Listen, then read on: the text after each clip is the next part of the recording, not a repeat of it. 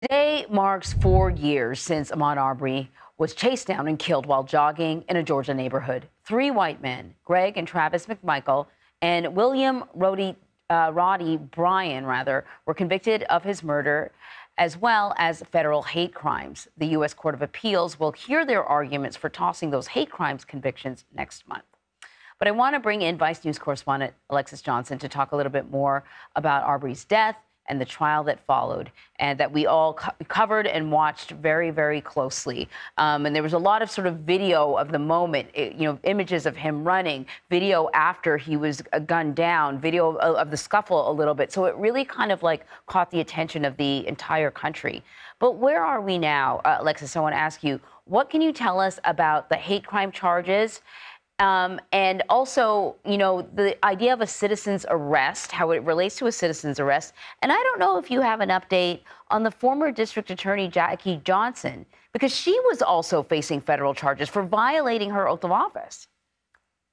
Yeah, thank you so much for having me on. And like you mentioned, that the gentlemen are trying to appeal their hate crime convictions, saying that their motive for chasing Ahmaud Arbery down was actually not racially motivated, and it was because they assumed that he was committing a crime. Of course, no evidence ever proved that Ahmaud Arbery was committing a crime when he was jogging through that Satilla Shores neighborhood. And what I think is ironic about saying that their citizens arrest defense had nothing to do with the race is that these citizens arrest laws are a direct link to our ugly racial past in this country. They were developed out of times of slavery where citizens were empowered to, be slave patrols and go out and arrest Black men, escaped slaves. And even after slavery was abolished, we saw that these citizens arrest laws were used by the Ku Klux Klan to justify lynchings and to justify arresting Black men or Black citizens for crimes with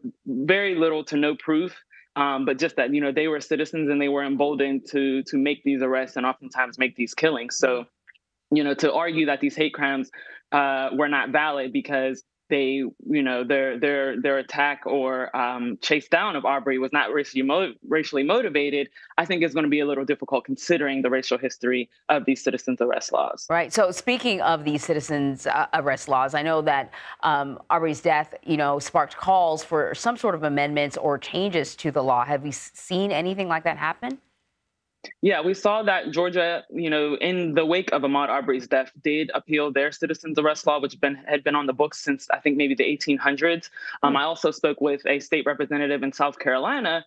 The thing is that every state has some form of citizens arrest law on their books, but there's just very little data on how often they're used in defenses, how often, people are committing these quote unquote citizens arrests because the line is so blurred. Like, for example, South Carolina's citizens arrest law gives the right to not only apprehend, but kill people for things like trespassing, committing a felony, or if you just suspect that someone is planning to commit a crime. And I had spoke to State Representative Justin Bamberg back in 2021, who had submitted a bill to appeal the citizens arrest law in that state. And I'm not sure how far that bill went, but there has been a call to take a harder look at some of these laws on these states. Of course, we saw similar sentiments in Florida after the killing of Trayvon Martin, when George Zimmerman claimed that he was trying to make an arrest, because he suspected that Trayvon Martin was a criminal. So, it's very clear parallels to how these laws were used to justify killing and chasing down people of color.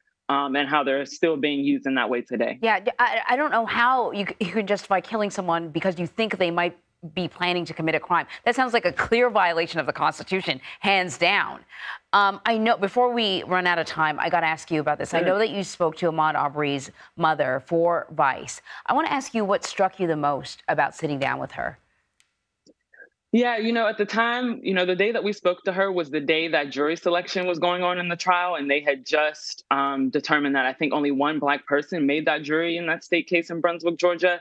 And, I had spoke with her right after that decision was made. And, there she is, Miss Wanda Cooper Jones. And she just seemed really tired. She just seemed really kind of exhausted with this whole process. It was kind of like another defeat after another defeat. She spoke openly about how she thought that the jury selection, that there was discrimination. And, obviously they did end up finding that these three men were guilty of those crimes. But, what I think about how, these appeals are coming up and how these families all of a sudden thrust into the spotlight, not only having to deal with the tragedy of losing a loved one, but having to go through these court processes. Like I said, that was in 2021. Here we are in 2024, and these men are back in court trying to appeal and justify what they did to her son. So she had, at the time, had never heard of a citizen's arrest law. She was just learning about it. But what she told to me was that, she's going to work herself to try to get some of these laws repealed in different states around the country so that what happened to Ahmaud doesn't happen again.